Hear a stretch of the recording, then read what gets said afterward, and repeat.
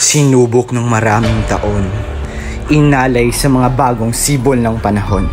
Ako, si Dr. Jose Rizal, na nagsasabing hindi sa lahat ng laban ay dinadaan sa dahas. Walang mahusay na armas sa digmaang ito, kundi ang aking katalinuhan.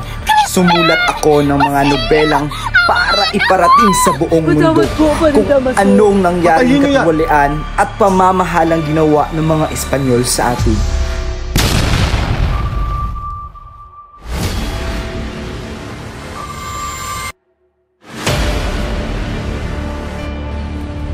Aba, yung matalik na kaibigan ng aking ama. Hindi ako ang kaibigan ng iyong ama.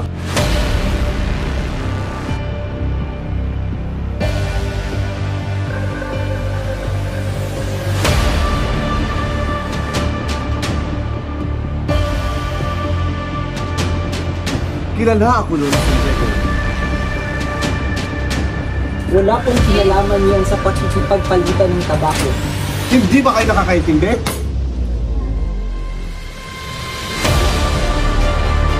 Ang mga Indio ay mga mangmang, di ba Ginoong Lahura?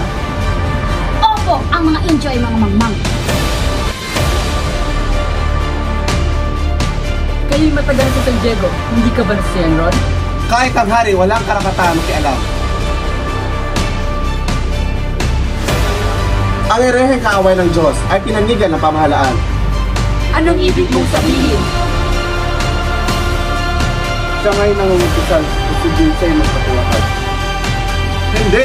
Mapapahamak ang bayan! Huwiin mo ang iyong sinabi.